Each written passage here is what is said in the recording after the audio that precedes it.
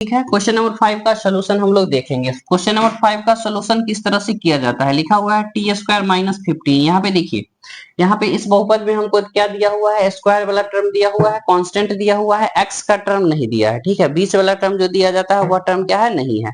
तो जब इस टाइप का बहुपद रहता है तो उसको किस तरह से हम शून्यक निकालते हैं। ठीक है, तो चलिए इसका हम फैक्टराइजेशन मेथड से शून्यक निकालते हैं। यहाँ पे देखिए, ठीक है, शून्यक निकालने के लिए हम क्या करते हैं, यहाँ पे टी स्क्वायर है तो इसको क्या लिख सकते हैं, टी का स्क्वायर तो लिख सकते हैं, माइनस 15 है, 15 किससे मल्टीप्लाई करेंगे तो 15 आएगा। ठीक है, किसी का स्क्वायर 15 होता है क्या, नहीं होता है, यानी इसको हम रूट में तो बता सकते हैं ना, रूट 15 का स्क्वायर कर सकते हैं तो क्या हो जाएगा, 15 हो जाएगा। जैसे हम जानते हैं रूट 2 गुने रूट 2 क्या होता है, 2 के बराबर होता है। रूट 3 गुने रूट 3 क्या होता है, 3 के बराबर होता है। रूट 5 गुने रूट 5 क्या होता है, 5 के बराबर होता है। उसी तरह से यहाँ पे हम बोल सकते हैं, ठीक है, ये 15 को जब हम स्क्वायर के रूप में बनाएंगे तो क्या होगा, रूट 15 का स्क्वायर किसके बराबर हो सकता है, तो 15 के बराबर हो सकता है। ठीक है, इस तरह से हम लोग लिख सकते हैं। ठीक है, तो चलिए अब हम लोग आगे चलते हैं, जो यहाँ पे किस तरह से इसको हल करना है। यहाँ पे ये स्टेप करने के बाद, स्क्वायर के फॉर्म में लाने के बाद, यहाँ पे हमको देखने को मिल रहा है जो A square minus B square arrange हो गया है। ठीक है, तो A square minus B square क्या होता है, ए प्लस बी होता है, ए प्लस बी होता है इंटू ए माइनस बी होता है, इंटू ए माइनस बी होता है। ठीक है, देखिए ए प्लस बी इंटू ए माइनस बी, तो यह क्या रिप्रेजेंट होता है, गुणनखंड रिप्रेजेंट होता है। और जब गुणनखंड निकल जाता है तो इसको क्या लिखते हैं, शून्यक के लिए, क्या लिखते हैं, शून्यक, शून्यक के लिए।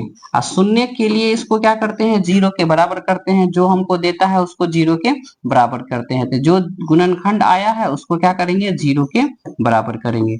जो गुणनखंड आया है उसको क्या करते हैं, जीरो के बराबर। अब देखिए इधर प्लस उधर जाएगा तो माइनस, ठीक है, माइनस रूट 15। अब यहाँ पे इन्हें माइनस उधर जाएगा तो प्लस, यानी प्लस रूट 15। यानी टी का दो गो वैल्यू आ गया, एक माइनस में आया है, एक प्लस में आया है। जब भी हमको बहुपद का गुणनखंड आएगा वो हमेशा कितना होगा, तो 2 होगा, क्योंकि बहुपद का मैक्सिमम पावर कितना है, 2 है, जिसको हम द्विघात बहुपद कहते हैं। और द्विघात बहुपद के कितने गुणनखंड होते हैं, 2 होते हैं। ठीक है, तो देखिए यहाँ पे दोनों गुणनखंड आ गया है। अब कहता है इसका आप संबंध ज्ञात कीजिए, तो देखिए संबंध निकालते हैं। संबंध कह रहा है निकलने के लिए, तो संबंध आप निकाल सकते हैं। जब हमको शून्यक पता चल गया है तो संबंध आसानी से निकाल सकते हैं।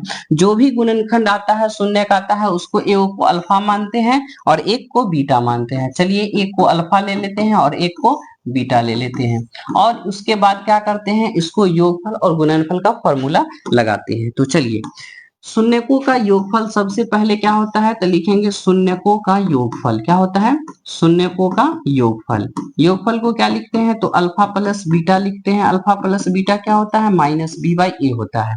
और जो शून्यक हमको निकला है उसी को अल्फा बीटा लेते हैं, तो अल्फा की जगह पे माइनस रूट 15 और प्लस रूट 15 बराबर में क्या है, माइनस बी के जगह पे देखिए, बी के जगह पे देखिए, बी कहाँ से आता है, तो बी आता है स्क्वायर के कोएफिशिएंट से। यहाँ पे स्क्वायर एक्स के कोएफिशिएंट से, एक्स वाला टर्म नहीं है तो उसको एक्स वाला टर्म को हम क्या करते हैं, बना लेते हैं। ठीक है, एक्स वाला टर्म को इस तरह से हम बना सकते हैं। अब बताइए यहाँ पे b का मान कितना हो गया, तो b का मान 0 हो गया, तो यहाँ पे क्या हो गया, 0। और a का मान क्या होता है, तो a का मान स्क्वायर के कोएफिशिएंट में क्या है, 1 है, तो यहाँ पे क्या हो जाएगा, 1। फाइनली यह किसके बराबर होगा, तो 0 बराबर में 0। ठीक है, तो इस तरह से आप देखिए जो आपका इसका एक्सप्लेनेशन हो गया, शून्यकों का योग हो गया। अब क्या निकालना है, शून्यकों का गुणनफल। तो लिखेंगे दूसरा में क्या लिखता है, शून्यकों का गुणनफल। ठीक है, तो देखिए शून्यकों का गुणनफल निकालते हैं, शून्यकों का गुणनफल। अब देखिए गुणनफल जब हम निकालते हैं तो वह क्या होता है, अल्फा इंटू बीटा होता है। किसके बराबर होता है, सी बाई ए के बराबर होता है। अब देखिए जब सी बाई ए होता है तो यहाँ पे देखते हैं अल्फा के जगह पे क्या जाएगा, तो माइनस रूट 15 जाएगा, और बीटा के जगह पे क्या जाएगा, प्लस रूट 15 जाएगा। और सी के जगह पे देखिए, तो यहाँ पे देखिए सी के जगह पे कितना है, माइनस 15, तो माइनस 15। ए के जगह पे कितना है, तो देखिए ए के जगह पे कुछ नहीं, तो क्या है, 1 है, तो यहाँ पे 1। अब ये दोनों मल्टीप्लाई होके क्या होता है, तो -15 हो गया, रूट हट जाता है, यहाँ पे कितना है -15 है। तो अब देखिए यहाँ पे भी दोनों क्या हो गया, इक्वल हो गया, दोनों गुणनफल भी बराबर हो गया।